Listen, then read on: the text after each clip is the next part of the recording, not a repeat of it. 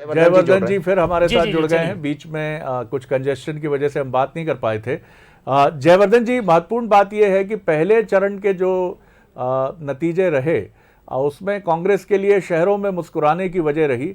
हालांकि नगर पालिका और नगर परिषद में बीजेपी ने क्लीन स्वीप किया और नगर निगम के वार्ड्स में भी कांग्रेस को पीछे छोड़ा, लेकिन फिर भी मैं कहूँगा कि जिस तरह से बड़े शहरों में चेहरे उभरे हैं कांग्रेस के, वो एक सिग्निफिकेंट चेंज तो है।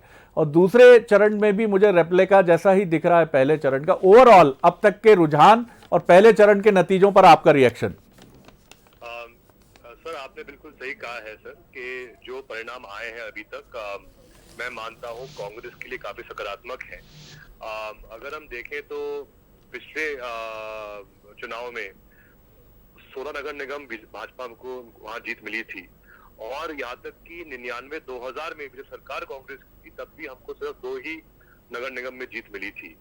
और अब जब हम विपक्ष में हैं, ऐसे समय में जो पहला चरण था उसमें जैसा आपने स्वयं कहा है कि छिंदवाड़ा में हमें जीत प्राप्त हुई, जबलपुर में 22 साल बाद जीत प्राप्त हुई, और ग्वालियर में 57 साल बाद कांग्रेस को जीत प्राप्त हुई है, जहां दिल्ली के मीडिया के लोग कहते थे कि यहाँ तो सिंधिया जी छोड़ के चले गए कांग्रेस, अब क्या बचा है कांग्रेस में।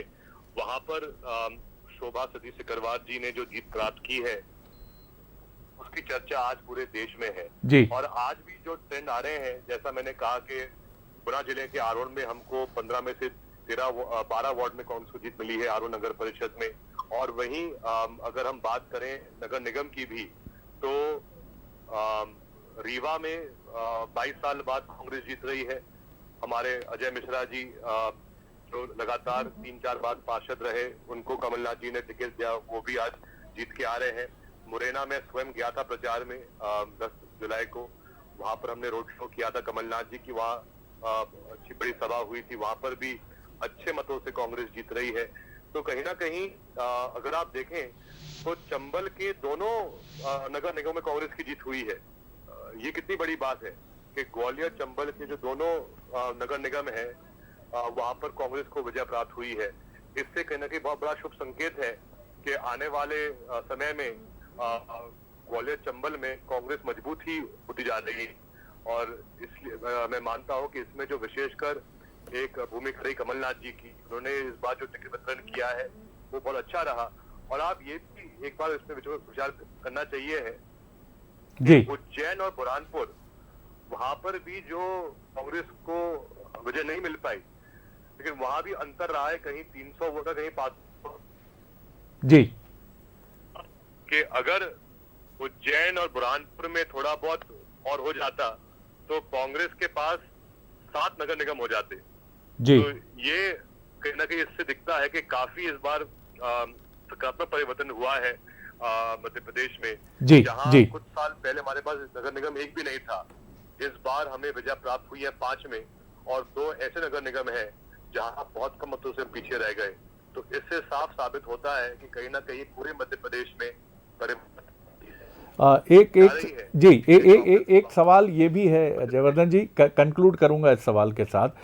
कमलनाथ जी और दिग्विजय सिंह जी बड़े प्रिय हैं भारतीय जनता पार्टी को, बहुत ही प्रिय लीडर हैं, हमेशा निशाने पर रहते हैं कमलनाथ जी और दिग्विजय सिंह जी। राजगढ़ के जो नतीजे रहे उसको लेकर बीजेपी ने काफ़ी चुटकी लेने की कोशिश की दिग्विजय सिंह जी की। क्या आप देखते हैं, सिंधिया जी भी बहुत रुचि लेते हैं अब, चाहे राघोगढ़ हो चाहे राजगढ़ हो, तो जो राजगढ़ के नतीजे रहे क्या मानते हैं आप? क्या ये उसी का एक राजगढ़ के सर जो नतीजे आए थे सर, उसमें पहले जो चरण में लगभग 4 नगर परिषद थी जी, जिनमें 2 में भाजपा को पूर्ण बहुमत मिली है और 2 में अभी भी उसमें फाइट है जी। उसमें से सुठालिया नगर परिषद है जहाँ पे 6 कांग्रेस के हैं, 6 भाजपा के हैं और 3 इंडिपेंडेंट हैं जी। जो कांग्रेस समर्थित है। वहां भी हम नगर परिषद बनाएंगे और अभी काफी नगर परिषद शेष रह गई हैं।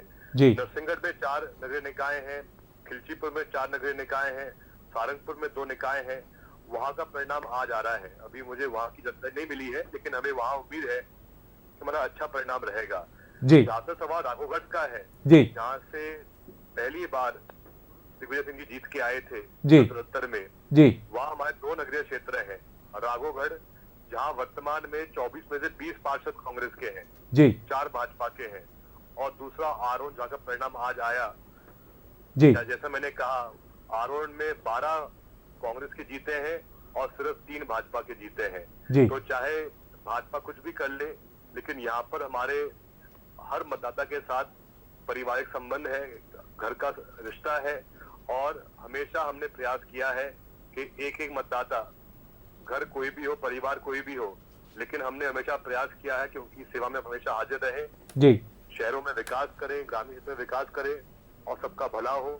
ये हमारा हमेशा प्रयास रहा है। और मैं एक दिलचस्प बात ये भी देखता हूं जयवर्धन जी कि दो स्टाइल ऑफ पॉलिटिक्स हैं। दिग्विजय सिंह जी जो आपके पिता और मेंटर भी मैं कहूं, उनका पॉलिटिकल स्टाइल एकदम मुख्तलिफ है, और आपका राजनीतिक स्टाइल बिल्कुल आपका अपना है।